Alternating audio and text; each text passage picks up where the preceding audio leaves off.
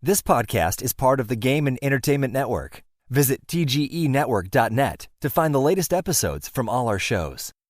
It's time for AggroChat, the official podcast of the Tales of the Agronaut blog and stalwart gaming community, where we talk about stuff and things, and the stuff about the things, and sometimes gaming. I'm Belgast, and let's start the show. Hey folks, it's that time again. Time for another episode of AggroChat. This is episode 148. Tonight I'm joined by Ashgar. Hello. Grace. Hello. Kodra. Howdy. Tam. Hello. And Thalen. Hey there. So, I have a weird topic to talk to you all about because between all of us, we have a pretty broad swath of various areas of the country. When I say gas station food, what does that mean to you? Hot dogs. Hot dogs. You know those like little fried burritos that rotate in the thing? Yeah. Next to the hot dogs? Next to the hot Next dogs. to the hot dogs? Man, yeah, okay, Actually, so... wait a Station second. egg So- salad sandwiches. No, wait. So are we talking about gas station or are we talking about UDF? Because UDF, What is a UDF? United Dairy Farmers. United Dairy Farmers. And they have some fantastic ice cream at UDF. Oh. Yeah, no, like... We don't have those in flyover country, I guess. Okay, so, like, growing up, you have to understand, like, I am from a very small town, like, a town of 2,500. And in towns like that, you usually have, like, maybe one or two diners, and then gas stations also serve as another place to get food. Yeah. And they have, like, roasted chicken and, you know, pizza pockets and burritos and chimichangas and, you know, mozzarella sticks and egg rolls and basically anything you could think of as fried food, they also sell there. I've seen these. Like, I saw one of these, and it was an incredibly surreal experience. It's like, okay, so what, my wife and I are both from very small towns, and for whatever reason, we got like a wild hair tonight that we wanted to go try and find one of these mom and pop gas stations that had, you know, assorted random stuff, because she really wanted a pizza pocket from there. And like, it's not a hot pocket. Like it's not even close to a hot pocket. It's like a really good pizza pocket. But sadly we couldn't find Like a one. Stromboli? Sort of, but like, I don't know. Like, it's hard to describe. It is functionally like a hot pocket, but it's got pizza fixins on the inside, and it's good, not horrible. Like a calzone. Like a there. Like a calzone. Not exactly either. Like, Hey, Belle, yeah. have you ever heard us coastal hipsters describe going to the bodega? Yeah. I think what our analog for that would be a bodega, is what it's Possibly.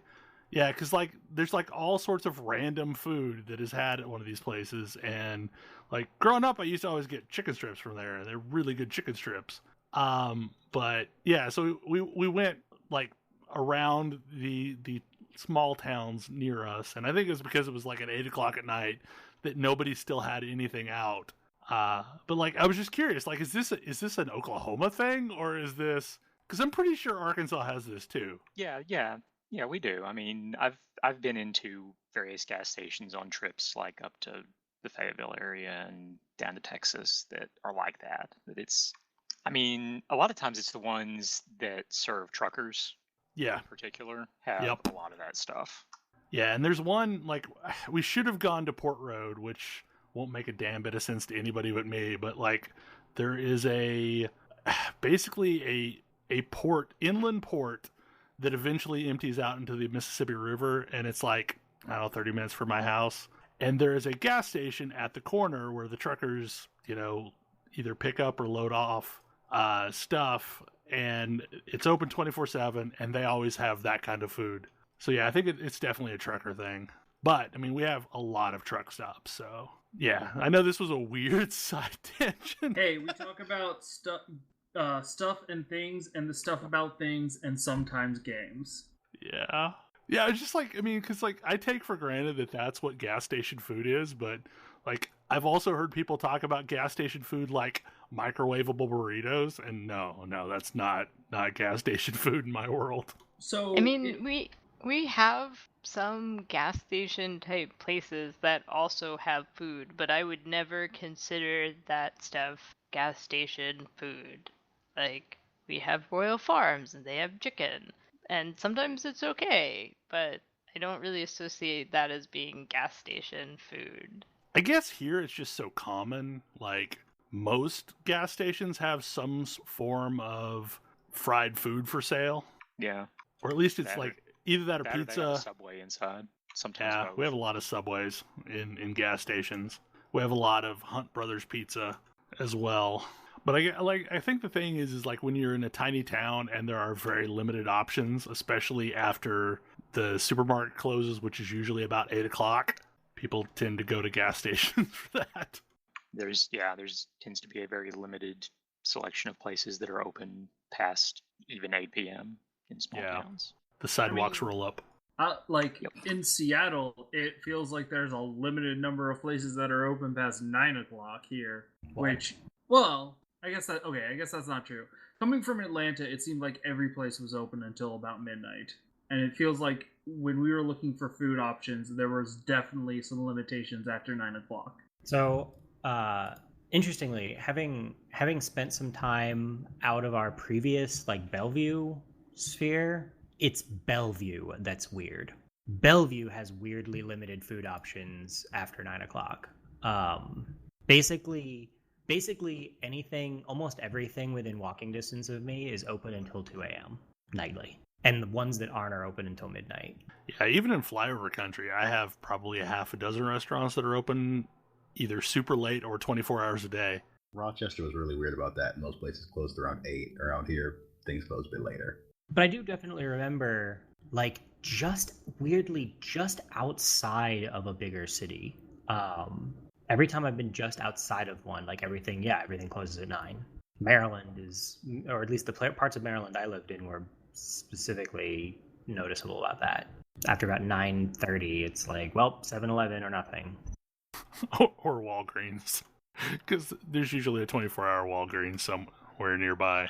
Not always.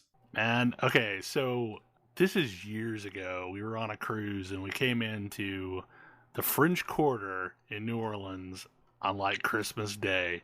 And there was nothing open. Like, absolutely nothing open. Like, we survived for a night on stuff we found at Walgreens because it was the only place that was open, and no pizza places would deliver to the French Quarter. Knowing what the French Quarter is like every other day of the year, I find that really, like... It was the most creepy and bizarre thing troubling. ever. Yeah, that sounds a little unsettling. It was so weird, like, because we're thinking, oh, this is the French Quarter. Like, it's always hopping. We'll be fine. But no, it was weird. Anyway, we should maybe continue onwards. So, Tam, Kodra, you have been playing Zelda Breath of the Wild, yes? Yes. Now, Yes. Kodra, you're playing on the Wii U, and Tam, you're playing on the Switch, yes? Yep. That's correct. And Okay. I am having a blast. Like I've said this before, like, I have 2 big problems with the game, but even with that, like, I can't stop playing, so...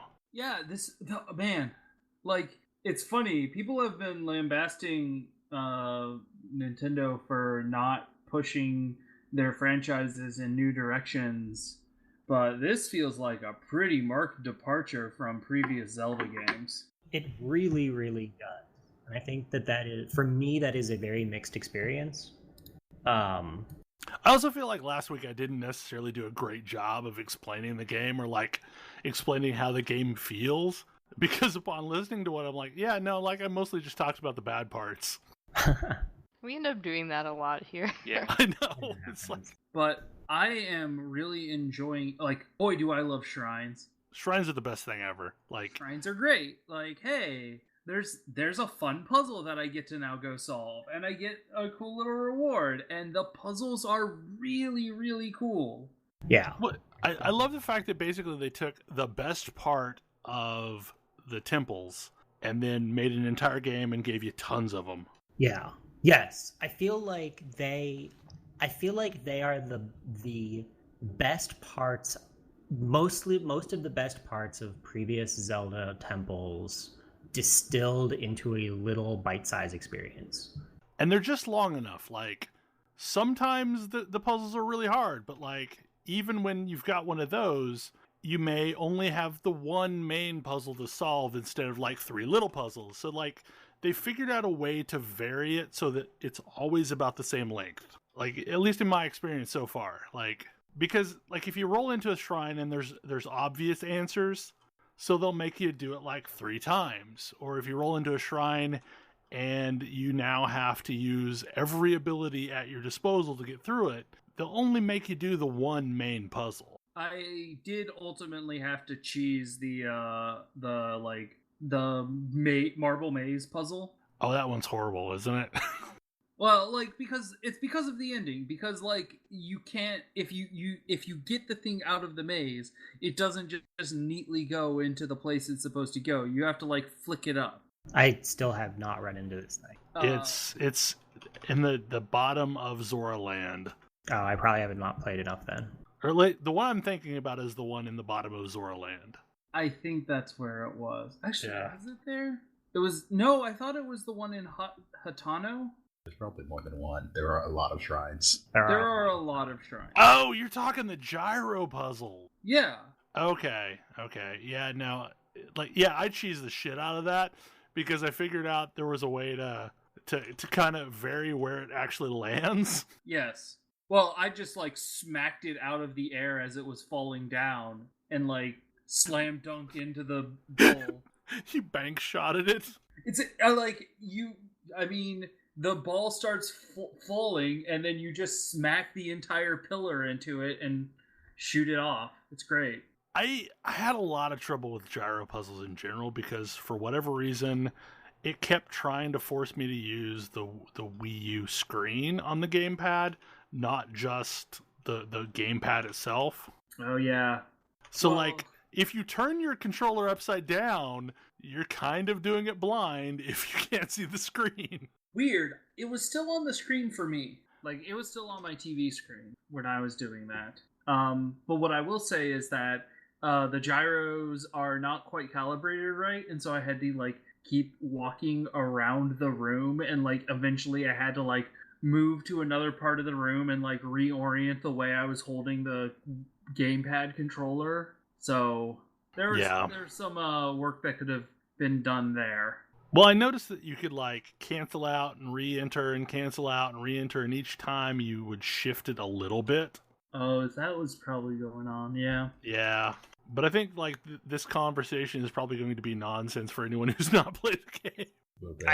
I honestly don't even. I've been playing the game and don't even know what you're talking about. So there are these puzzles where there's a gadget that shows up in the room, and you either have to use the Switch Joy-Cons or the Switch Docked or the gamepad for the Wii U, like the tablet-looking thing, because you have to rotate your device, and it rotates something in the puzzle. And it's kind of madness, because you're basically trying to rotate your gamepad, at least in the Wii U case, to try and move this thing really subtly, but the gyros on the gamepad don't really rotate subtly, so it like seems to be either overshot on what I needed it to do, and the one in particular that Kodra is talking about is like there is literally a marble labyrinth maze thing, and you have to move this thing through, and there are open edges, so you have to be careful not to, be going too fast when you go over these edges, because the ball will fall out of the puzzle and a new one will spawn in. Yeah, did you ever have those like wooden mazes when you were a kid that you would like rotate the dials on the side to get them to like get the maze to like shift its direction so that a marble could go through it, and you were trying to get the marble through a specific path? I loved those things. It's that, but with a Wii U game controller. It's actually very clever. Like, I think the design was great. I just have some issues with the implementation. Right. Like, they end up being the most frustrating shrines for me. And I've now encountered 3 of them so far. that do that. So like it's a reoccurring theme that you're going to keep seeing. There's one, and the one I thought you were talking about was the one at the bottom of the Zora area, and it's more a Plinko board than a marble maze. A Plinko board. Interesting. Yeah, I've been throughout Zora's domain, so maybe I did it, or maybe I just haven't found it. There are a lot of... Well, it's literally at the bottom of Zora Town. Like, it's the teleport to Zora Town. Huh, and you end up... got the teleport to Zora Town, but I don't remember that being the puzzle. Oh, wait. No, the puzzle to Zora Town was, at least for me, it was the one where I had to take the metal sphere and use it to push the other orbs out of the way. It was the metal makes the path. Yeah, and then you use ice to push stuff over the walls.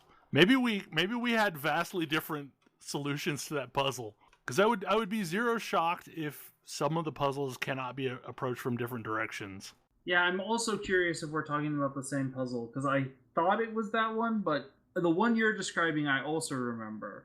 Yeah, where it's like a giant Plinko board and you're using ice to try and drive the ball down the proper path. Right. Yeah, I remember that one. I mean, still my key problem is destructible weapons. Yes. The saving grace of the game and the reason I haven't quit it is because the weapons don't all, pretty much none of the weapons feel all that different. For the most part, weapons don't feel all that different, like your basic melee ones. Yeah. So, within a particular subtype, if what you've got is a one-handed weapon, it's going to feel pretty much the same no matter what that one-handed weapon is. It's going to deal different damage, but whatever. Yeah. But oh wow, does it feel terrible to find a cool, unique weapon and know that you can use it like 2 or 3 times before yep. And you can't get another one. There's nothing you can do about it. Well, and people kept telling me, oh, well, they get more durable over time. Sure, so you're talking 5 battles instead of 1. Yeah. That still sounds incredibly crappy. It's ultra shitty. Like, I found this cool floating guy. I got into an epic battle with this floating guy and took his fire rod. And it was so awesome.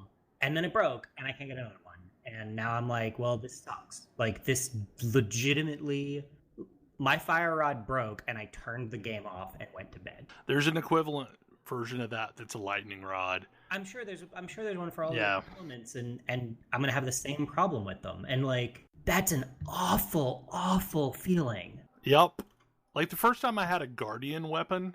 Yeah, the cool lightsaber. I've got this cool lightsaber. Yeah, like I babied that thing because the problem with the guardian weapons is the fact that they deal bonus damage to guardians, and guardians are horrible. Yeah. Have you encountered mini guardians yet? I found the 3 in the starter plateau and killed them before leaving the starter plateau. So yes. Yeah, they're horrible. Like, they're awful. But yeah, and so like, if the game does not give me a weapon to call my own sometime soon, it's gonna lose me. Yeah, and the problem is they have weapons that can be repaired, but I'm not sure if they really have a truly indestructible weapon. Like, I think even the Master Sword breaks and then you have to repair it. I'm not sure about that because I don't have 13 hearts, which is what's required to get the Master Sword. There's a pretty fundamental difference between a weapon that breaks and you can fix and a weapon that breaks and you can never use again. Yes. Right. And the problem is like, I only know of 2 weapons that, like, it, not counting the Master Sword, I know of 2 other weapons that can be repaired.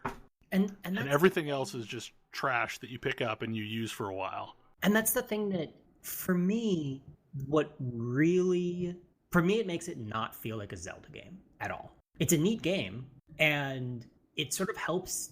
Interestingly, it helps me a lot that I don't look like classic Link at all, because it just doesn't feel like a Zelda game to me. Because so much of Zelda games for me is I do something tough, I do a cool dungeon or something, and I come out of that dungeon with a new ability. And from there on out, everything I do is in the context of this new ability I have. Right. And that's super, super cool and really fun. And I feel like they gave me all of those immediately, and now I have none to look forward to. And like, I don't know if that's actually true or not, but the game certainly makes me feel that way. And it also means that like when I find a new weapon, I'm not excited. Like a new weapon or a new shield or a new bow or something, like I'm not excited. Whenever I get a cool new weapon, my main thought is, oh, well, I've paid my upkeep for another day of playing because now I have something to hit things with. Yeah, I mean, I mostly don't fight things in melee as a result of knowing that all of my weapons break all the time. Fighting things with a weapon is a last resort for me, and mostly I use other things. Like I kill most of my opponents with bombs. So just everything. I kill everything with bombs. Because bombs are infinite. I have infinite bombs. They're just on a cooldown. It's fine. I don't have to worry about bombs breaking and not having any more bombs. But and I will. The pity about it is that the actual melee combat is really fun. Like I enjoy it until that moment where I see a bunch of blue sparkles and it tells me my weapon is broken, and now in the middle of a fight I need to figure out what the next weapon I'm going to use is.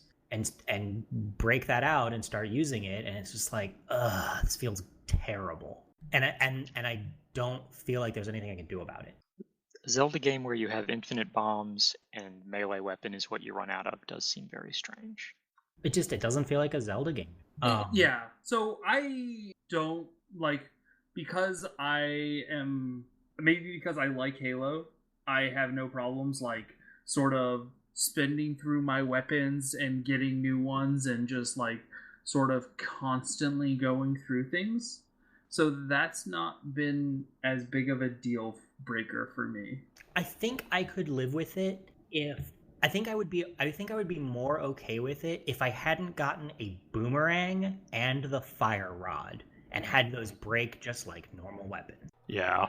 Because those are really cool and really unique and feel really interesting. But like the boomerang especially has some like interesting mechanics that I kind of want to learn, but I can't get more boomerangs, so I don't even care. You'll eventually get plenty of boomerangs. Like But there's an enemy type that drops boomerangs constantly. Sure, but that's a limited resource. Yeah. And as a result, I don't want to experiment with my melee weapon.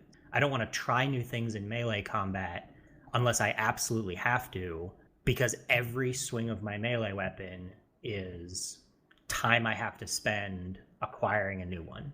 So I'm not going to get to continue spending with that one. Like there was a point where I couldn't find any one-handed weapons for a while, and I was forced to use giant, horrible, slow two-handers and spears, and that sucked. And I haven't figured out whether cutting down trees with the axe or bashing rocks with the big hammer hurts their durability. Yes. But I have to assume that it does, which means that I have like not six, but I have 4 of my melee weapon slots taken up by tools. Yeah. And it especially gets heinous once you decide, oh, I really should have a torch, because torches are super useful. I've got a torch. I've got a torch. I've got a axe. I've got the leaf. I've got the hammer. And those I can't use as weapons, and that's like 4 of my 6 weapon slots. Yeah. Have you encountered Hestu yet? The maracas guy? Yeah. Yeah, and I used all of my things to get more weapon slots. Yeah. I felt like that was 100% required, but it wasn't that many. Right. It's one per like it is ever increasing, and it's 1 additional slot. So like the first one is 1, second one's 2. Yeah. And so on. I can neither stockpile enough weapons that I can feel comfortable experimenting and using them, nor find a weapon that I like and just use it. And so the one that really frustrated me the other day is like this game has a really cool mechanic of shield surfing. Shield surfing is fun as hell. Do you know what shield surfing does? Eat your shield's durability. It absolutely decimates a shield's durability. So like you gave me this cool travel mechanic, but I'm never going to use it now because I found out, oh shit, I'm not going to have enough shields to do this very often. I don't know, like, I guess that's my problem with the game. Like, I am playing the shit out of this game. Like, I want that to be understood. Like, I am playing the hell out of this game, but I'm super frustrated with the fact that, like, it has these glaring problems to me. And if not for that, like, this would be absolute Game of the Year territory for me. Because it's fun as hell. I love shrines. I love combat in general. Like, I really like some of the combat interactions. Like, I like taking down moblins. I like taking down the mini-bosses you find out in the world. But it feels like I'm in a constant search for enough decent weapons to carry me through to the next section that I'm going to. I think that it is... So, I rage quit Halo inside of 10 minutes. Because that's how much I hate their weapon system. I mean, even recognizing that the gameplay is super tight and so on, I hate their weapon system so much that I couldn't play it for more than 10 minutes. It is a credit to how good the rest of the game is that I'm still playing Zelda, but it's wearing on me. I mean, like, I kind of wish Game Shark was still a thing, because I would absolutely buy a Game Shark and put in an unlimited weapon durability cheat and be happy as hell, and this would be an amazing experience. If I could cheat and say, yes, just give me unlimited weapon durability, I don't care, I would do it in a heartbeat and love the rest of this game forever. And I think it would be amazing. But like that one mechanic is hurting my experience so intensely that, like, I've been playing it before bed. I've had multiple times where I'm like, I'm done. I turn it off. I'll maybe decide if I want to play this tomorrow. And sometimes I don't want to. Sometimes I'll remember, like, my last experience was I broke my weapon, or like, whoops, I hit the throw button when I meant to put the weapon away, and now it fell in the river, and I can't get it back. Like, I had an ice rod. I don't know what the ice rod does, because when I pulled it, I like equipped it and then went to put it away so that I wouldn't lose it, and whoops, I hit the wrong button and it fell into the river, and now it's gone. So I can't get another one of those. I don't know where to, I can't do anything about that. And it makes me desperately want to find a big key and open a big chest and get a weapon, get some new tool, some new thing that isn't going to go away. Yep. And even with all of that, if when I opened my Android tablet screen and it showed me all of my, like, powers, if that had like 10 more blocks on it, I'd be happy. Yeah. Because then I would know there was something even if they didn't come very quick, I would know that there was something I was chasing. Like, opening that item menu and seeing your items fill in and seeing them not fill in all in, a specific order and so on, and knowing, like, seeing the gaps and knowing there's more items to be found, like, that's a real big motivator for me to go and find new stuff in the game. And I just there's nothing driving me to do that in this one. Like, I'll warn you, like, one of the missing squares that you're currently seeing in your runes is the Amiibo. I don't have any missing squares in my room. Okay. So you enabled Amiibo from the start? I don't know. They probably don't show it to you if you don't have it. Maybe. I will say, there are some items that give you new powers that I have already found. Like, and that was a big thing for me as well, was like, am I ever going to get, like, the item that changes the way I approach a puzzle? And that's like, it's sort of the it's now always ascribed to Metroid, but the Metroid thing where you get a new power and suddenly the map opens up to you. But I mean, Zelda's been doing it for a while too. Yeah. But that doesn't seem to exist as much, although I did encounter at least one item already where it's now opened up a new form of travel that allows me to get places I couldn't before. Yeah, and like for me, that is the entirety of a Zelda game. Yeah. Like, I don't really like Castlevanias or Metroidvanias because they're I don't know, the 2D exploration doesn't really do it for me. But, like, A Link to the Past is basically that same mechanic with some twists on it, and I love that game to death. And Zelda games are, for me, about going out and finding more tools and finding more ways in which my tools interact with the puzzles and so on and so forth. And I love what they do with the powers in this game. They're really, really cool. They just gave me all of them right off the bat, and now I don't have any new ones. Yeah, And so much of a Zelda game for me is like seeing all these things that I can't get to right now, but I know that there's going to be a thing that I'll find that will allow me to get to that heart container or that cave or whatever. Yeah. Now I can pick up huge rock. Now I can pick up rock. Now I can pick up big rock. That's been like a disappointment. Is so far none of the shrines have been unsolvable. Like, I have had all of the abilities I needed to solve every shrine so far. I just had to think about it long enough until I figured out the way. Like, so I guess to some extent I expected that, oh, well, no, I don't have an answer to this yet. I'll need to come back later. But like, as long as I don't try to pretend that it's a Zelda game, it's really fun, and I like it a lot. Even with the weapons thing, which says quite a bit to how good it is. Because like, exploring is fun. You can go, if you're clever, you can go anywhere you want with basically no restrictions. And when there are restrictions, they're both intuitive and explained. Well, the stamina meter just works so well for that. Like, yeah. But even when you run into things where it's like, hey, you can't climb the rocks here because it's pouring down rain, and so they're slippery. Like, okay, yeah, I totally buy it. Like, I get that you're forcing me not to shortcut your maze, but I buy it. Yeah. Oh, the big thing for me is like there's huge chunks of world where there's, so it may look empty at first, but there's stuff hidden there. Like, there's constantly stuff hidden there. Like, even if it's just that you lift this rock and there's a frog underneath that's now a cooking reagent that you can pick up. Like, there's all sorts of stuff just hidden in the world. And hidden in plain sight. Especially with, like, the Korok puzzles. I love the Korok puzzles because they are totally the exploration puzzle.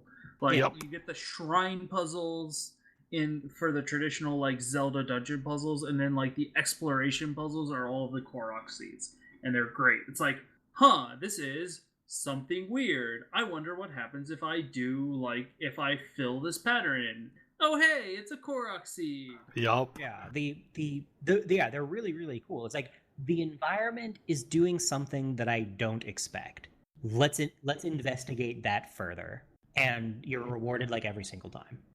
The only ones that I absolutely hate of the Korok puzzles are the balloon archery ranges. I am horrible at those. Oh, I'm crazy good with the bow now because it's one of the few things that I can reliably keep in weapons, and bows last a really long time, or take fewer shots to kill things than a melee weapon, and so they last much longer. And so I'm always full on super powerful bows. I also really love the climbing mechanics in this game. You can go everywhere. Well, and like, even if you can't climb something directly, there's oftentimes something nearby you can climb and then glide across. Like, I can't count the number of times that I haven't been able to get directly to something, but if I ended up working my way around, I eventually could get there. Yeah, the traversal is really fun. I don't like the horse. Just because I feel like I have to ride it if I want to get from point A to point B in any kind of reasonable amount of time, but it's really clunky. Well, my MO tends to be unlock a shrine. Like, as soon as I get into an area, try and find a shrine I can unlock, and then I'll just fast teleport between shrines. Yeah, I've sort of started doing that and ignoring the horse entirely. Because it isn't so much that I can't fight on horseback, because I can, and it's pretty cool if you've got the right weapon, but it's pretty cool. But I can't pick up stuff, which I'm doing constantly. And I just, getting up and down off the horse is not fun for that. Yeah, I wish you could pick stuff up while still on horseback. Yeah, it's like, oh, look, there's some herbs that I'd like to pick up. I'm going to have to pole vault off of this horse now. Like, what the hell is up with the dismount? Okay, no, that animation is sweet. The, like, diving off the horse thing? All of the horse most of the animations in this game I actually think are really sweet. But the, like, I am going to, like, push myself up off this horse and like fly into the air and then like target an enemy and slash down on him. Sweet. Feel awesome every single time. But it looks completely silly if you're just doing it to get off the horse. Whatever. Like if you're not doing it in combat. Link is an excellent gymnast. Link is all about parkour off of horses.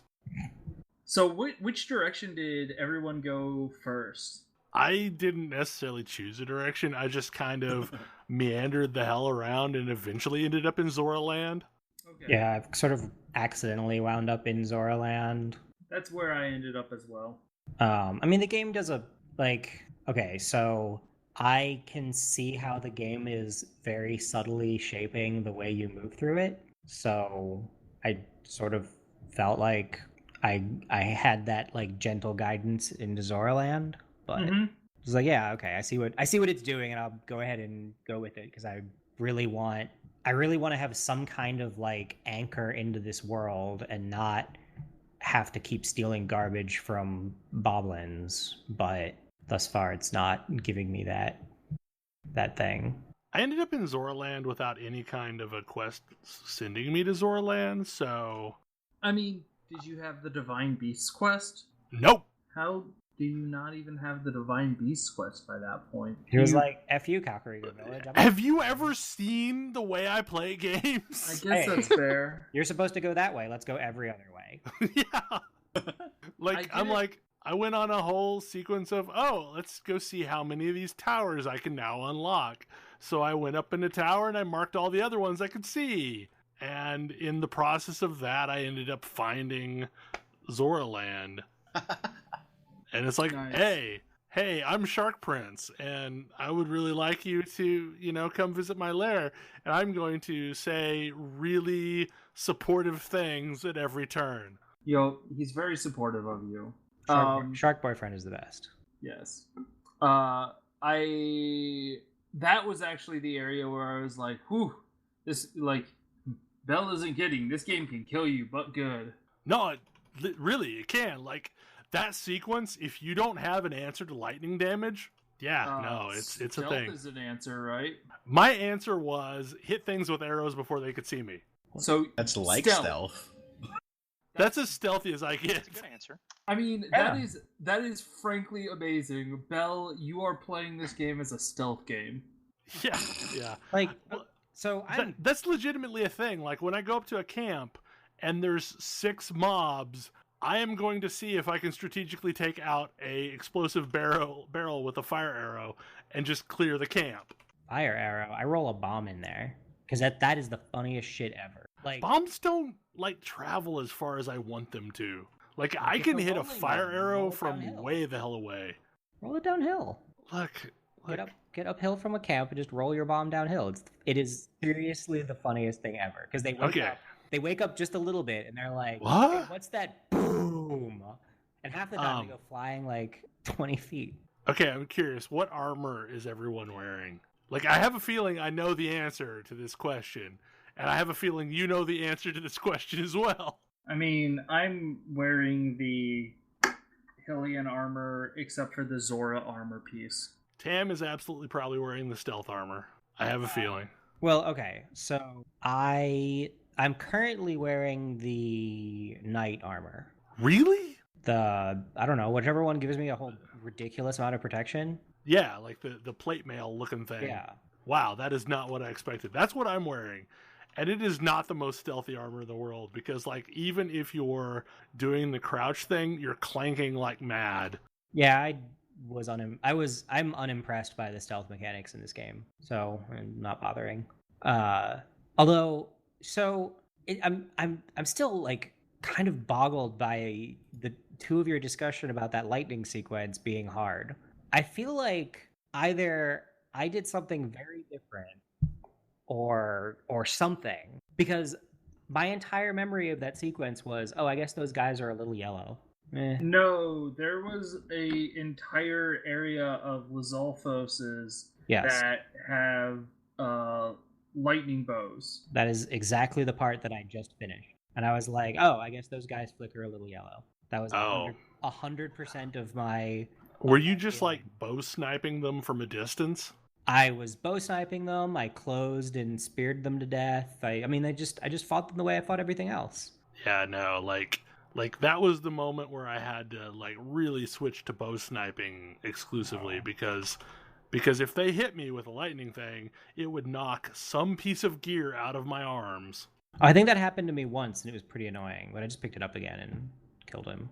I mean, I get one shot by those guys. I don't get one shot, but like they hurt. I only have 4 hearts, so everything one shots me. I have 6, I think now. Yeah. I mean, I guess I should go back and get more hearts because I've got a bunch of those little like bauble things. But I spent a whole lot of time finding really big things that I probably shouldn't fight and fighting them, which, I don't know, made guys whose arrows I can see as they travel seem less scary. So Blood Moon, that's a weird mechanic. I know I talked a little bit about it last week.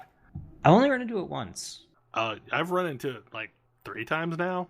And it's all fine and good unless you're in a camp that you just cleared when Blood Moon comes up. And it will straight up full repop the camp on you. But it also means like the guardians that you took out on the opening plateau will be back as soon as you get a Blood Moon up.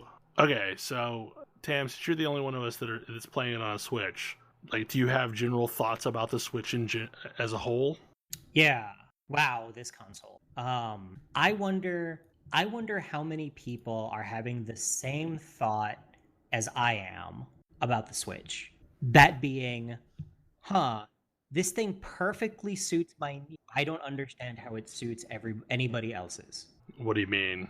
Like, I want, in my case, I wanted a console something to replace the Vita because nothing's coming out for the Vita anymore. Yeah, I mean, something at a high level, something to replace the Vita, and at a different level, something that I could play while sitting at my computer when I'm not playing a game on my computer, but still want to talk to people. And the Switch and I do not have a setup that is comfortable for me to play games on my TV while sitting at my computer while also talking to people.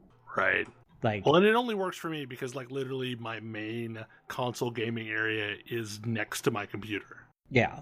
But I mean, stuff like, am I going to reach over and tap the push to talk button? And I mean, how am I going to sit?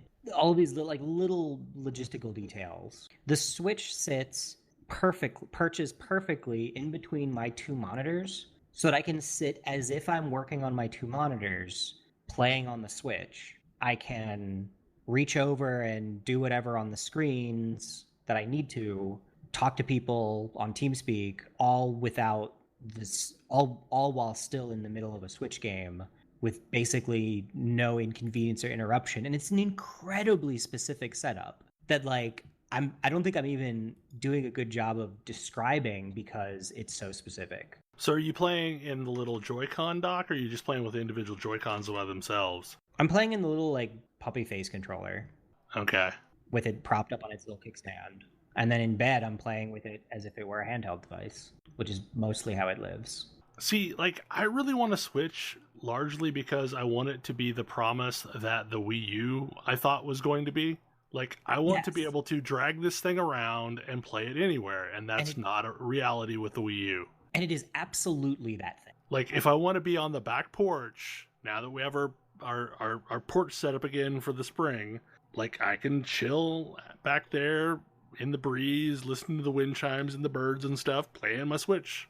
Yeah. I could pick this. I could, if I had a game that I wanted to play like a small local multiplayer thing, I could pick it up. I could cart it up and conveniently carry it over to a friend's place and play a little, thing while we're waiting in line or waiting at a restaurant or something. Like, it's got, I don't know that I would actually do that. We'll see. But it fills this interesting niche. And I'm starting to wonder if Nintendo's very fervent, this is not going to replace the 3DS, don't you worry, it won't replace the 3DS, is just like... said the DS wasn't going to replace the Game Boy either. Yeah, that's where I'm at with this, because Nintendo has gone through a bunch of generations of systems that have where the system has a gimmick that needs to be used by the games in order for the whole thing to make sense. Right. The Switch is a really bare bones console. It doesn't have gameplay affecting gimmicks. The entire construction and function of the system is gimmicky. But the games, it's like the impression that I've gotten is that it's the Switch version of Zelda is even easier to play than a Wii U version, just from hearing people talk about it and my own experiences with the Switch. And I can play it at work. Like I can play it over lunch at work and then bring it home and play it on my couch at home and then pick it up and play it a little bit before going to bed, and that works great. And it's not like a complicated thing to build games for. Yeah. You're not trying to match some weird control scheme. It's got, a PlayStation controller. It's got no more buttons or weird mechanics than any other console. So it's just this interesting.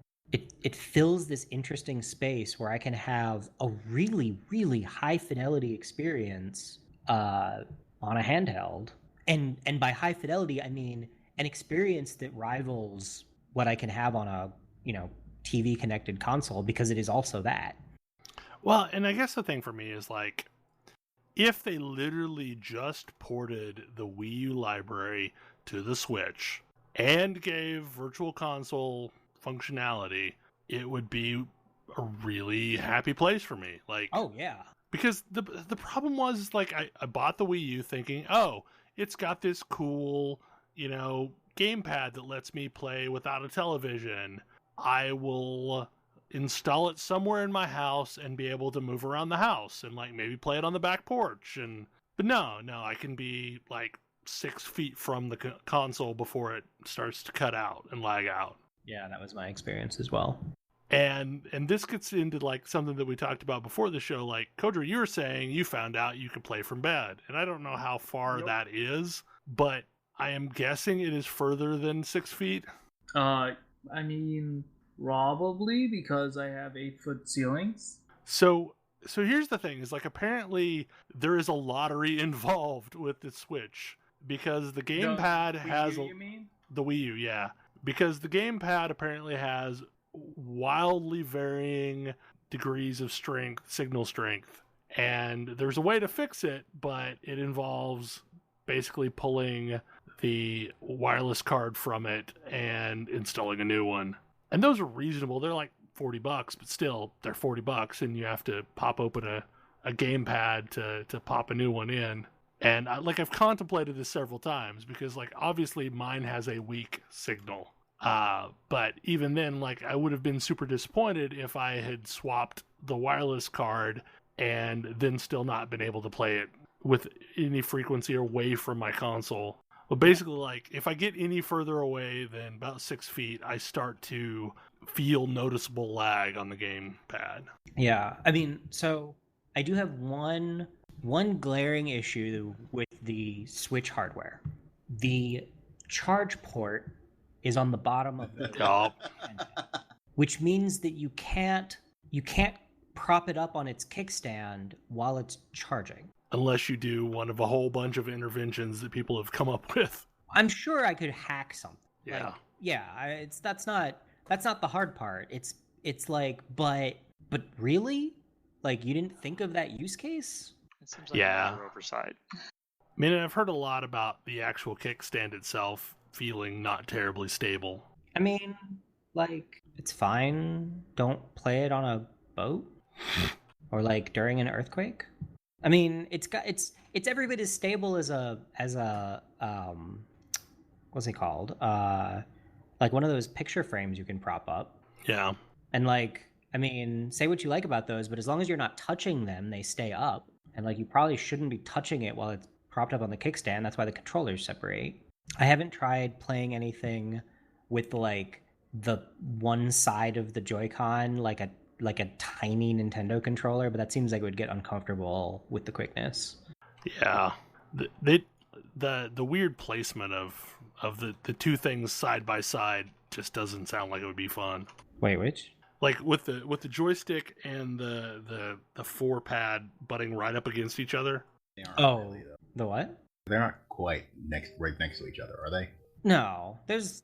I mean, I guess Like, it makes more sense than holding a Wii remote sideways. Yes, it does make more sense than holding a remote sideways. Like, yeah, you're not going to constantly hit the trigger button just by holding the thing. It gets about 4-ish hours of battery life. Like, I can play Zelda for about 4-ish hours. I bought an extra charger for it, just because that means that I have one that's just static in the dock on my TV, and then one that I can use basically as if it were a DS charger. I've heard it does really well with like phone bricks. I don't have the right cable for that. Oh, you don't have a Type-C? No. If I had a Type-C, I could plug it into like my Anchor thing, and then I've got even more charging time, because I'm pretty sure... Do you know what I bet makes a Type-C cable?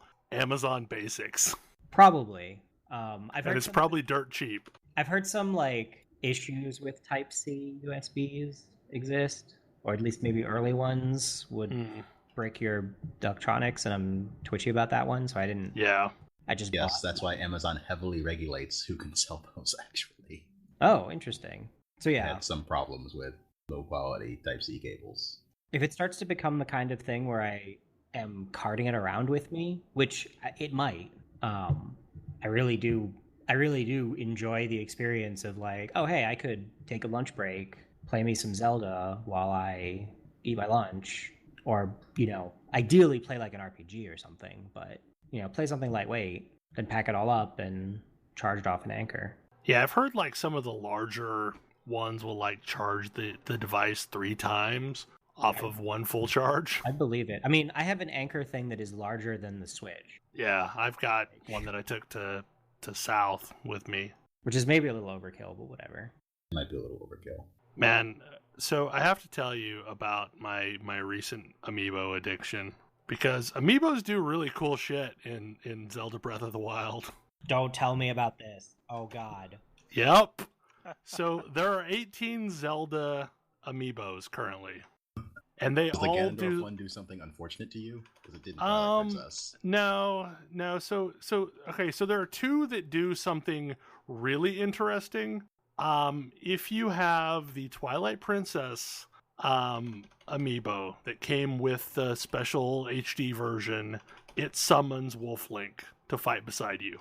Wolf Link's strength is entirely dependent upon how far you got into that little mini game where you're Wolf Link. Not actually true. It depends on how many hearts you had in Twilight Princess. Oh, okay. I had heard it was like based on how many floors you made it through the bonus area. So like you can absolutely start with like a Wolf Link with like 24 hearts or something like that. And it runs around with you and can be summoned once a day, and it's there until it dies. If you have the Smash Brothers Link Amiibo, it just straight up gives you a Epona. If you have pretty much the rest of them, will summon some resource and a silver chest. And what's in the chest is dependent upon, like, it's a random draw based on whatever character it is. So, like, if it's Princess Zelda, you have a chance of getting the Hylian Shield. If it's, like, Ocarina of Time Link, you get a chance of getting, like, a piece of armor that's the set from Ocarina of Time. If it's Wind Waker Link, you get a chance of getting a piece of armor from the Wind Waker appearance set. If it's the Guardian, it drops these metal boxes from the sky, so you have to be super careful where you summon it because it'll absolutely kill things. And all of them are usable once per day, and like they literally reset at midnight. And I may have collected all of the... I have the 30th anniversary 8-bit Link so far, and I've collected the 5 that came out with Breath of the Wild. And then if you use just literally any other non-Zelda themed amiibo, it like summons a pile of meat or a bunch of mushrooms or just resources of some sort.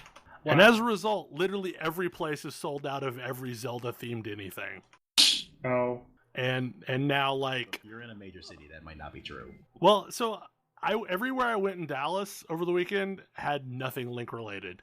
Like, they had everything else, but they had nothing Link related. Or they had a ton of Brickoblins, because apparently nobody loves the Brickoblin. The Brickoblin? Yeah, the little the little orange guys that you fight early on. The things that would normally be moblins in any other game, but then they made the moblins these crazy giant things. Oh, the bokoblins? Yeah, those guys. It's Amiibo summons. Like, you can get crazy dragon-themed versions of their weapons. So, like a dragon bone mace and a dragon bone hammer. But the problem is like, so yeah, I've bought a bunch of these now, and it greatly mitigates my problem with durability in that it's oftentimes feeding me new weapons. Like, the Guardian Amiibo pretty much always drops a Guardian weapon of some sort every day. Yeah, I mean, I'm with you guys. Like, I understand the desire to be able to play this game without having to worry about weapons, like weapon durability. But that's not a great answer, is my thought. No, it's not a great answer. I mean, if I could turn on a cheat code if I could turn on a cheat code that gave me unlimited weapon durability, this would be my game of the year. Or would be a serious contender for it in this crowded year of really good games. So, in a completely different direction, and another Game of the Year contender, Grace, you have now, for the most part, finished Horizon Zero Dawn? Yeah, I mean, I've completed the game as far as story and as far as the majority of the open world content. By the time that I had finished the story, I think I had completed every other possible, like, side quest, errand quest, like all of the cauldrons, and the only thing that I hadn't done was like get the full sun or the best speed run, whatever, for all of the hunter training trials. So yeah, I'm pretty much finished, and kind of deciding whether I want to go back and do the full suns at the trials. I've gotten at least a half sun at all of them, which gets you a pretty cool weapon. I'm not sure I want to try to get all of the full suns. It sounds like maybe a bit much for me, but I did go back and track down all of the lore objects. So I found almost all of the ones that were associated with quests, and just really had to go back and track down all the ones that were out in the open world. And it was mostly worth doing that, I think. So this game, I mean, I don't want to get too far into the story of it because I know many of you have it and are hopefully going to get back to playing it when you're done playing Zelda. I mean, I would strongly encourage it because one of my fears when I got a little ways into this game was, like, I'm having a lot of fun, like the gameplay is really great. You know, I like running around in this world and killing these machines. It feels awesome and it's beautiful, but I'm a little nervous about whether the story is just going to be complete nonsense or something. And I was pleasantly surprised that the story was, I mean, it's a sci-fi sort of story, right? Like, it's a post-apocalyptic world. Like, there's going to be a little nonsense. But it wasn't utter nonsense, and it was written in such a way that I cared about the characters. Like, I cared about the characters that Aloy meets and interacts with, even in just some of the little short side quests and things. And I cared about the story of the world and what had happened to make the world turn out this way. And I was pleasantly surprised. I sort of half expected to go in here and get to the end of the game and there would be some sort of vague hints about what had happened in the world, but mostly hand wavy or something. But no, like they really walk you through exactly what happened. And yeah, it's sure it's not exactly the most plausible thing, but I was really interested in it. and it was because of the stories of the people involved. So I don't know, I don't want to get too much into the details. I hope at some point we can maybe have a spoilers show about this game, because there's a lot of things that I would really, really like to talk about. So, but you would say story is top notch and worth like going through? Absolutely, yeah. I mean, I cried at the end. I am not ashamed to admit. I was not in an open worldy game sort of mood, and the more Zelda I play, the more I want to play more of Horizon, because like Zelda's great. I like it. I know how that story is going to go. Like, I'm not gonna Something about Ganon. Yeah, like, look, it's a Zelda game. I'm gonna do a bunch of stuff. I'm gonna get the Master Sword. I'm gonna fight Ganon. It's gonna be mostly okay. Like, I'm gonna laugh a bunch because it doesn't take itself all that seriously. Great.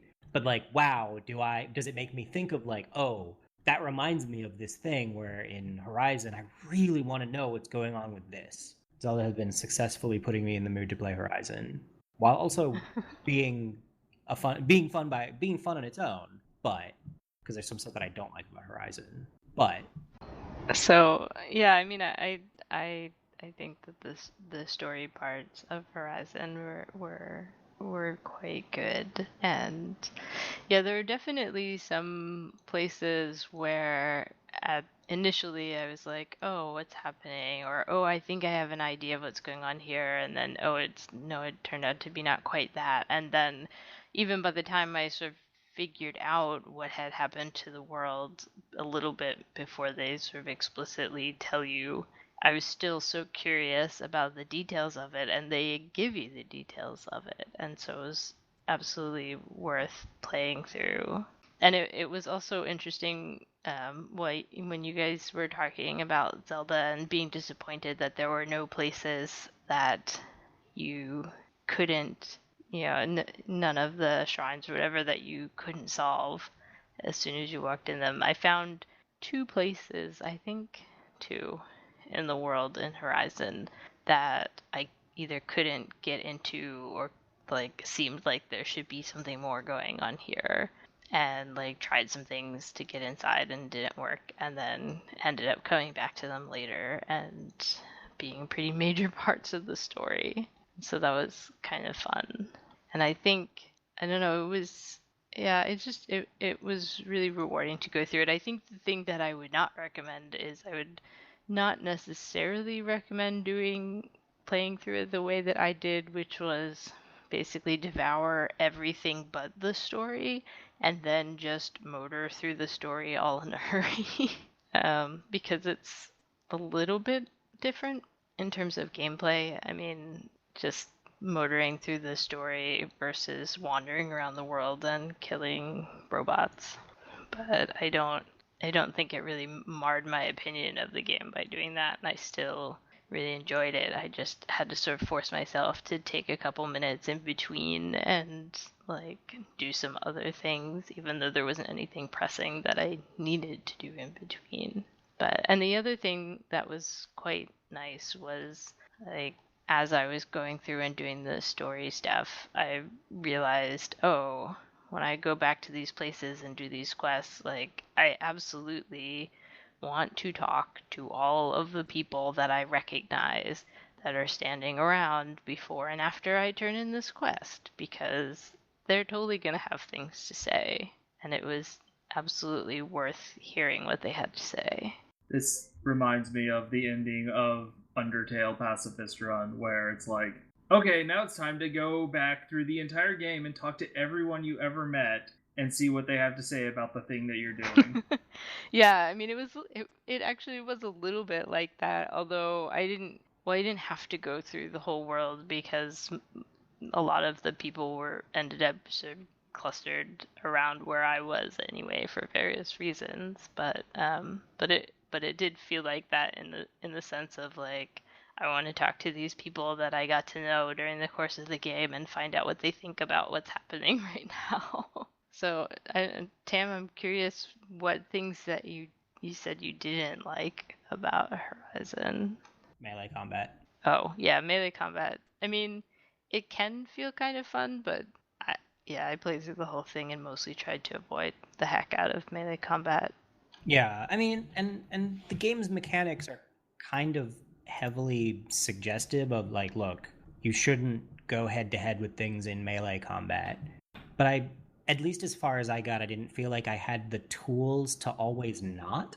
Because like I could set up a trap that would kill one thing, but I don't have enough. It's like I don't have enough setup to deal with multiple things. So as soon as the one thing, it's like I can take out one thing real easy, and then the second thing is at full health and angry, and I don't have any traps out. That the thing that lets you lure one of the targets away helps a lot. Yeah. Yeah, that was absolutely indispensable. And then the other thing was I basically just got really good at running away from things at full speed and sliding into tall grass, or alternately trying to either override or corrupt other machines so that they went in and caused a big distraction, and then I could hide again and get some more shots in with the ranged weapon. Because yeah, melee combat, I mean, the animations and everything for it feel really good, but like you just don't last. You can't just go toe to toe with those things for very long. It feels like a perfect was that you couldn't go toe to toe at all with anything. But if you can find the space to land a heavy attack, it'll usually knock something over or come close to it. Yeah, and that's incredibly useful. It's pretty much done. I used it a lot to finish things off, but never to do the entire fight. Yeah, and the other nice thing about the heavy attacks is when you knock something down, you can that is an opportunity for an override. And I absolutely use the heck out of that.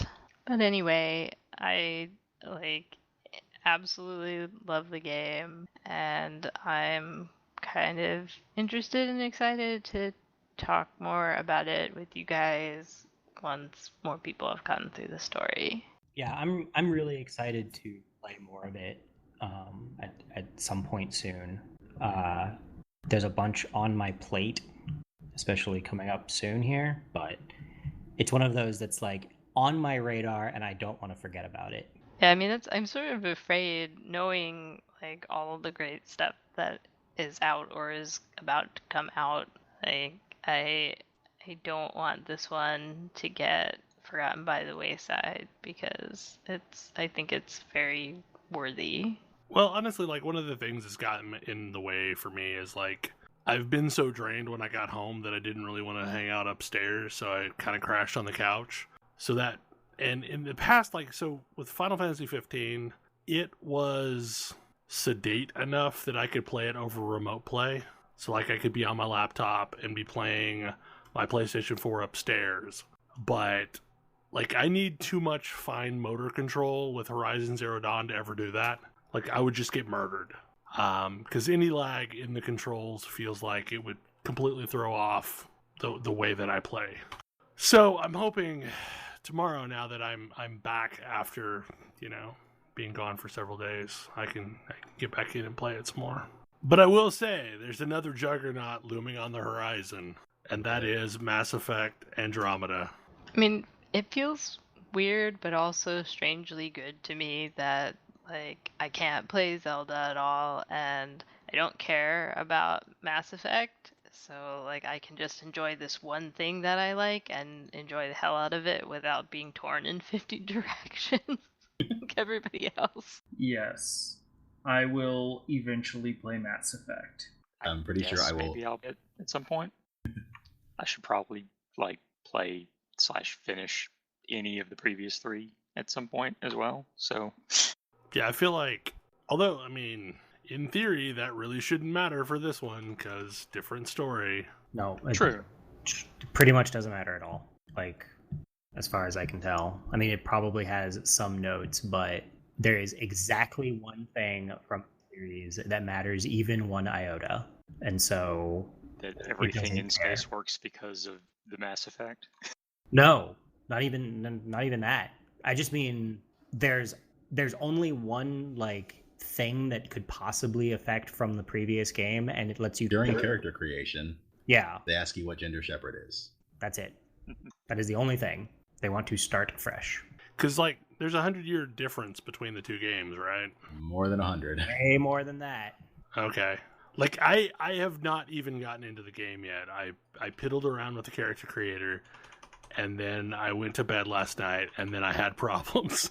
So are you determining whether Shepard is your great-great-granddad or your great-great-grandmom? It's no. Probably neither. It's neither. And it's really... So, okay, the premise is... And this is... Your dad is a little too old for that. Yeah, it's like spoilers for the first 5 minutes of the game, I guess. But like the premise is you're like the scout team on a colony ship that's hopping galaxies. Sometimes slightly before the events of the original Mass Effect trilogy, your ship gets catapulted at relativistic speeds towards the next galaxy, and 600 some odd years later, you pop out on the other side, and it's time to figure out if everything you found in your long-range telescopes is actually accurate. And so it's got no connection to the original. Just none. While the premise is strong, I'm not sure their opening is all that great. Are you telling me it's a BioWare opening? Yeah. Yeah. Really? Are we surprised? I mean, so, like... It's better than Dragon Age 2. It's one of their better... I think it's one of their better ones. It's... I have a hard time of thinking of any part of the opening where I'm like, okay, this is so dumb. The end of that planet. I had that thought. Oh, the, like, shooting everything? Yes. Yeah, I mean, alright. Yeah, I mean, that's fair. And for me, it only lasted like 5 minutes. So It's not that long. Yeah, it's not that long. It's not like... At least gets out of the stupid part relatively quickly. Yes. Yeah.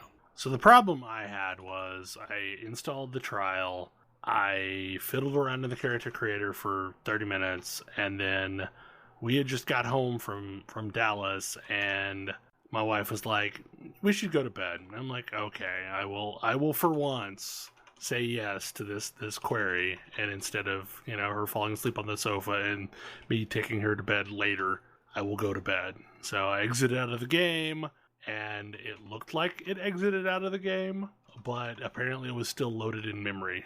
And while I slept, and while I ate breakfast and did stuff, early in the day today, my 10-hour trial ticked away because Origin thought I had the game still loaded in memory. So the game comes out Thursday for you? Tuesday? Comes out Tuesday. Yeah. At midnight Eastern. So I was able to claw back like 5 hours, so I will hopefully piddle with it tomorrow at some point. My only initial comment... I did not get a chance to try the multiplayer yet, so I'm hoping to get that in at some point. I've heard it is exactly Mass Effect 3's multiplayer. Great! Exactly what I was looking for. Sure. Yeah. Though it almost certainly has more verticality than Mass Effect 3 because, well, you have a jetpack. Jetpack, yeah. That jetpack feels shockingly good. Like, holy shit, it's a BioWare game where movement doesn't feel terrible. What is this? My only comment and complaint so far is they don't have proper beards. There are no dwarves. They seem to have decided that I don't even care if does not deserve a good beard unless the dad. I don't even care if it's a beard dwarf, dwarf beard. It's just I want a beard. I forgot to shave for a few days. No side effect. Okay, so me complaining about beard. Today I went crazy and I have bare cheeks for the first time in years. I have shaved down to a Van Dyke. Wow. We're going to have to get some pictures of this. In real life? What? In real life, yes. I assumed you meant your character. No, I am back down to a mustache goatee combo. We need to see this. Yeah, I can't picture this. Or it didn't happen. Because, I don't know. It had been a while, so I figured I would do it for a while. It's probably been, it's been 4 years since I last had a mustache goatee combo. So it still has some length to it, but not a ton. I mean, it is a perfectly reasonable beard. It is not, Grizzly Adams territory. Although, the thing is as I was shaving it down, I realized, man, I have had the perfect cosplay all these years and I never did it. I would be an amazing Hagrid. Yeah. Well, yes. I just need a pink umbrella. You need an umbrella, yeah. But yeah, so like, I guess that's a frustration with me. Like, games have to have good beard options for me to really be happy with it. And I don't think the previous ones had great beard options either. So I'm kind of partial to Mass Effect's. I'm kind of partial to Mass Effect's beards because they are directly the inspiration for my actual beard. Because I went through, like, right around the time the first Mass Effect came out, I was going through a bunch of, like, I only know, like, 2 kinds of beards, and I can't grow either of them and make them look good. What do? And I was going through the character creator, I was like, oh, is that a thing people do? Do people do that with their facial hair? It actually looks, like, good on that guy. Can it look good on me? And it does. So, yeah. So, like, I'm literally wearing my Mass Effect character's facial hair and have for the last... When did Mass Effect 1 come out? Oh, many years. 2006, 2007, something like that. So, like, 10 years. My facial hair is inspired by a video game. I think I mostly shaved down because my wife made some comment about it while we were out traveling, and I literally do look about 10 years younger. Although that's kind of been my end game all along, is like I knew I had a baby face, so like I could keep shaving to gain back time. This feels like some weird, like, the portrait of Dorian Gray kind of thing. Portrait of Belle's beard. Okay, that is a lot less beard than I... Mm-hmm. But it's still you. It's not... Yeah. No, it's not like I changed. Well, it wasn't like you shaved everything. No. There's still a sufficient quantity of beard to be recognizable as Belle. I feel like this is what I mean by, like, beard options. Like, I would have been perfectly happy if the character could have that, but instead it's like a really thin, super manicured beard. Okay, Thalen, I know you have finished Final Fantasy 15. Yes, I finally finished it. And I know you have some final thoughts.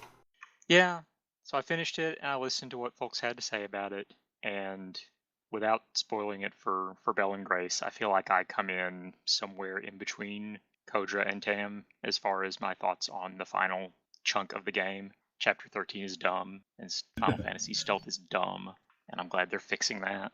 I have to say, this game actually had a good stealth sequence. Yes. The stealth sequence, like, earlier on in the game, invading the fortress, yeah, that's great. Chapter 6 or so. That works, yeah. And I was surprised that other fortresses didn't work, the same way necessarily. Just, I guess good and bad, that, each of them is slightly different. But yeah, overall, it was a really cool ending, and I think I'm overall really happy with the game. And now it's this weird thing where now I have a Final Fantasy game that has, like, ongoing content that comes and goes, and that's really strange to me for, like, a single player Final Fantasy game. Right, like they've had holidays and they are going to have more holidays. Yeah. Well, and so there was, like, the Moogle festival or whatever that I downloaded the stuff, and then I never actually went to the festival, so I don't know what any of that was, but I have a weird t-shirt with a silly hat, so okay.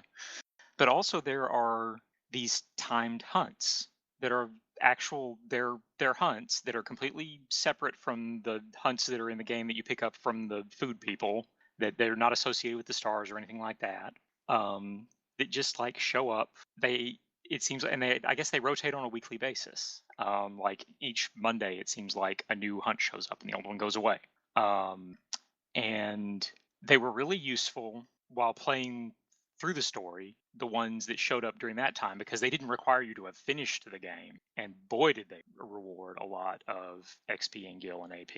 The first one that I did was, like, 3 weeks ago, and you had to kill 100 cactors and slactors, which was a whole thing and required using a lot of items, but that's okay because every single one of those cactors and slactors dropped, like, a mega elixir or something, so it kind of balanced out a bit.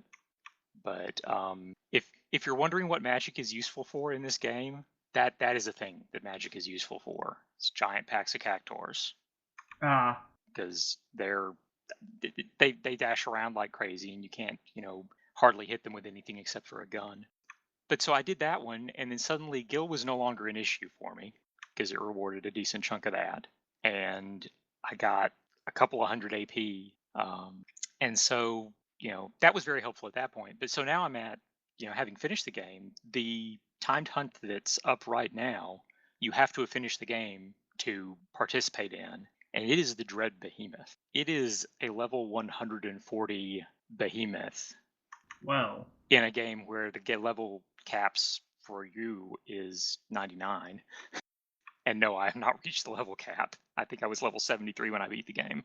Levels in this game are really freaking weird, though. Yeah, I mean, like, I took out... How much AP you have is a lot more important than your level, I think. Well, like, I took out the Midgard Sormir, which was like 50-something at like 20-ish, I think. So it's like, I don't know. I remember being about half of this level when I ran into it, and I solved it the same way I solved it in FF7. Run like hell. Run away with a chocobo. Yes. No, I just kept fighting. Like, I kept warping out and then coming back, and I threw a lot of resources at the fight. No, I saw that and was like, this is a thing that I can come back and fight later. So I'm going to do that. But yeah, the Dread Behemoth was the first time in this game that I used the food that you can make out of Gigantoads that has the equalizer ability. Because that made a huge difference. I went from like dealing less than 1,000 damage a hit to dealing about 3,000 a hit. And this was a thing that had something like 250,000 hit points, I think. That's a number. Yes. It was a long fight. That sounds very long. It's also like, it's one of those that you can't scan its resistances. And from what I could tell, I think it's resistant to basically everything except swords. And it's resistant to or absorbs all elements because Behemoth. You know what I just realized? I played through that entire game and there was that holy element and I never found anything that did holy. There are weapons that do holy. That's the only thing. There's a whole set of weapons that you can get from the Hunter HQ, and also you can find them as drops in Castlemark Tower. Castlemark sucks hard. Like, that's another thing that I did. I actually did that before beating the game because I wanted to get all of the arms before finishing the game, and I don't know that it made all that much difference, except that I assumed that any arms that I did not have would not have been present in... That's not correct. Really? They would have all been there anyway? They're all there anyway. Well, fine. Well, I got them all, and I got the achievement for it, so whatever. But yeah, and Castlemark Tower was rough. Like, I really started to wonder when it was going to end. Yeah, Castlemark sucked. But it's weird to me that this game that I've beaten it now, but apparently there's going to be content dribbling in on a weekly basis that, I mean, I guess at least for now, I'm going to jump on at least once a week to see what the hunt is and go do it, because now that I finally understand the combat system, which I think I said during the game basically took up until the fight with the Dragoon lady, I really enjoy it. And I realized, and I don't think any of us, I think maybe it came up while we were discussing it on, in text chat or something, but we never actually said it in that game. The combat is very similar to Kingdom Hearts combat. I feel like yes and no.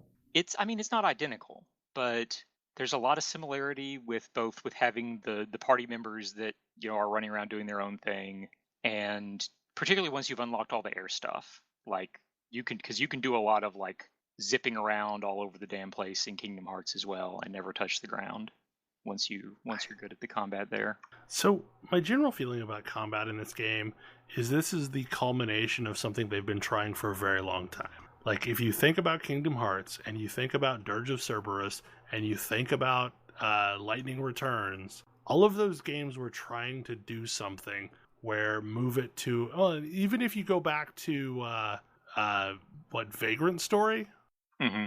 Yep. Like, they're trying to do a JRPG with action combat, and each time they've gotten some elements right and other elements not quite there. And I think Final Fantasy 15 is the closest to getting that formula right.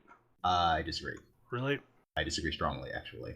I think Kingdom Hearts does it better. I think Kingdom Hearts I does think do it Crisis better, Core honestly. also does it much better. I think Crisis Core is the one that I'm thinking about. That like Crisis Core really feels good. I mean, Kingdom Hearts, I don't ever remember being confused and infuriated by the combat in that game That's like why I I don't was in like- Final Yeah. Fantasy 15. I don't think they're that similar. Well, I think mostly the being able to zip around, the importance of parrying at appropriate times, because that's definitely something that comes up in Kingdom Hearts. In Kingdom Hearts, I just get out of the way. You can do that too. Yeah. Like you get a really strong dodge roll. But yeah, I do agree with you, Thalen, in that they feel like they've been trying to figure out action RPG combat in their own style for a long time. Yeah, like I feel like the combat here, they took Kingdom Hearts as a starting point and then went from there, and so you have something that has a lot of similarities. But I mean, there's a good number of differences. But I mean, and unsurprisingly, when I went and looked, yeah, I was pretty sure I remember this correctly, that Nomura was the original, director for Final Fantasy 15. So when it was still Versus 13. Yeah. Come to think of it, the other FF13 spinoff also does a pretty good job at it. One that became Type 0. Yeah. Oh, yeah. Didn't quite work for me. Type 0 felt, I don't know, like it felt For me, it more depended like on which character you were playing. That's true. For whatever reason, Type 0 felt more Dynasty Warriors to me. I don't know why. Like maybe just the huge cast of characters.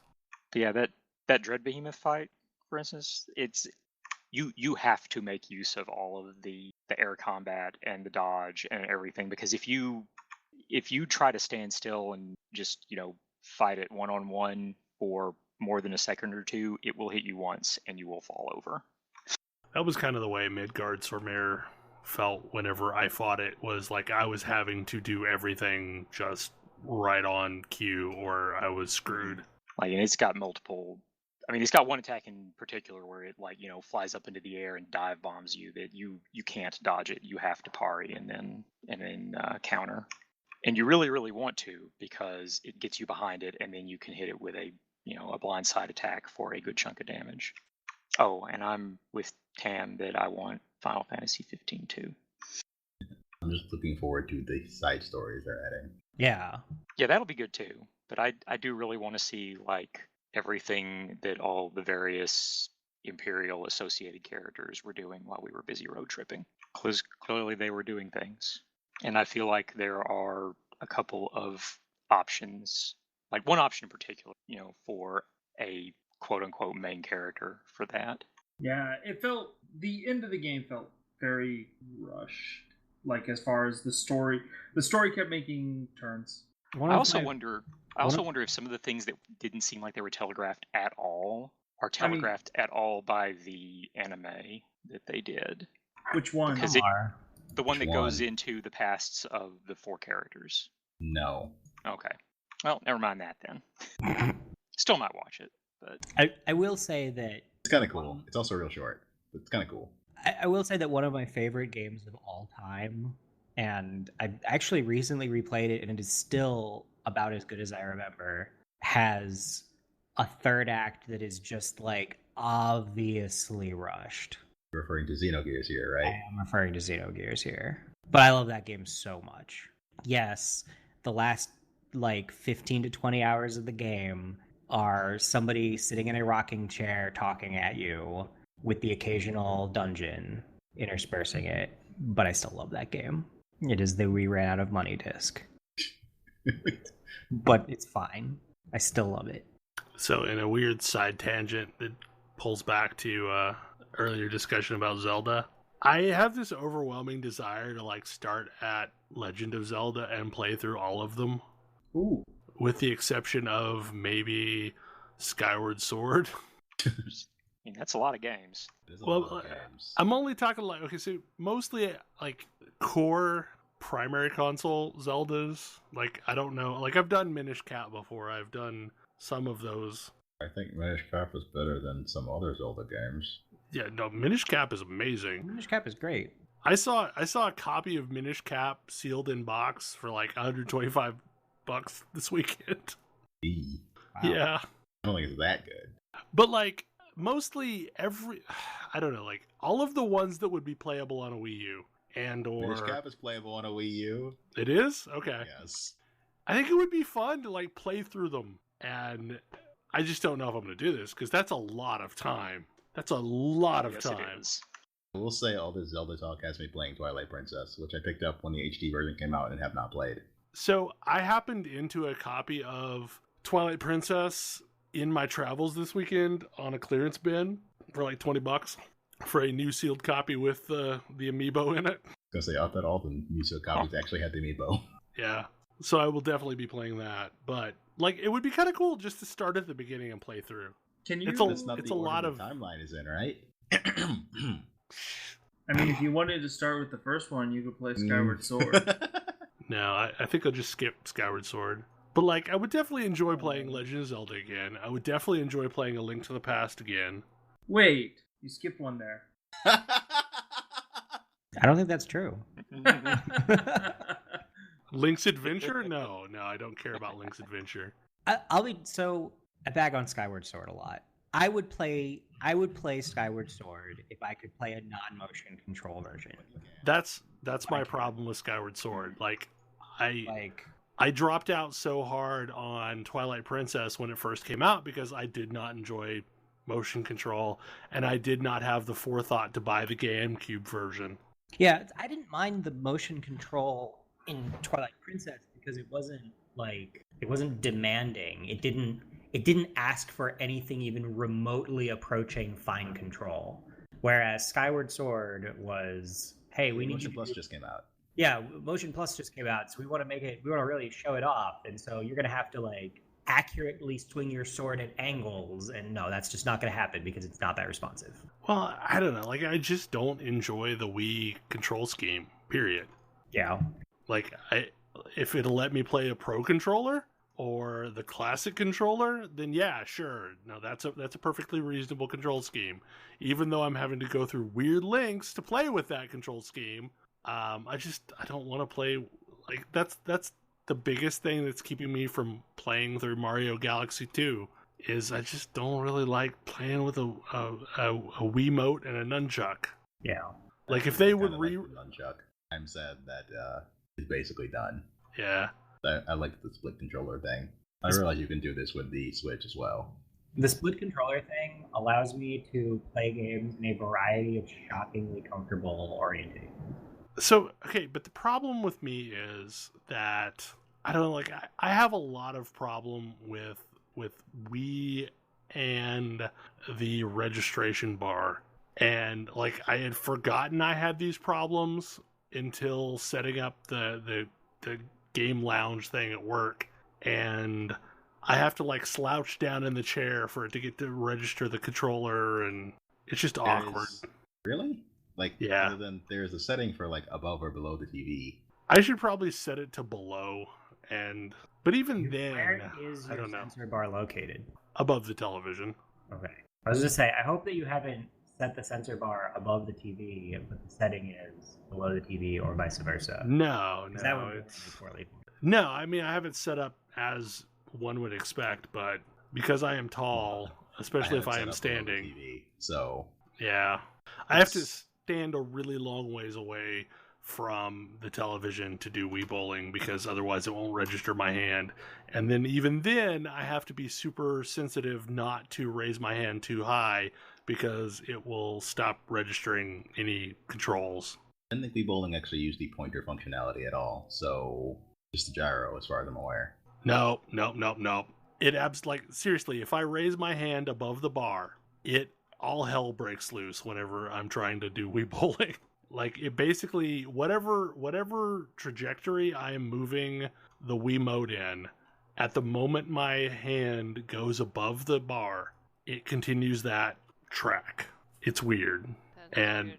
My boss that's taller than me has it even worse. I'm glad that when I had a Wii, that it was set up with the bar basically on the ceiling. I mean, not that I'm tall, but no one in my house ever had any trouble with it. Yeah, I've always had weird issues with the sensor bar, and that may just be like why I find the Wii control scheme not super comfortable to play anything with. And prefer the Wii U. Yep, the Wii U lets me use the Pro Controller, and then I am happy. Okay, tangents aside, we seem to have kind of wound down. Anybody have any other things they want to discuss before we wrap things up? I hope you're ready to listen to us talk about Andromeda next week. It's probably gonna happen. That's probably going to happen. It's probably gonna happen. It'll be, I might be on one of my last podcasts for a bit, because my first child is due any day. Yeah. So we'll see You're how... gonna have other things on your mind. We'll see how my life changes. I promise I will continue podcasting. I might take a bit of a break. But I also promise that we will give Kodra updates. Yeah, I'll probably be listening to you guys. That's weird. Yeah, I know. You gain Nobody a viewer. listens. I listen to the ones that I'm not on. Anyway. Well, hopefully you enjoyed the show, and once again, we have talked about Zelda and talked about some of the negatives again. What? We do that badly. We talk about negative things on games. I mean, okay. feel like I love Breath of the Wild. I don't know what you guys are talking about. I like Breath of the Wild. I like Breath of the Wild so much because other than the one thing that makes me rage quit literally every other game, every single other piece of it is great. Yep. Like, and it's hard for me to enumerate all of those things, but I mean, you've heard me rant about Halo. Like the fact that I played it after the first time my weapon broke says something about how good this game is. Yep. Yeah, that's an absolute testament to how good the game is the fact that it has some serious glaring problems, but we're still playing. Yeah. But anyway, hopefully you enjoyed the show, and we will see you next week. Good night! Good night. Good night. Night. Yeah. Right.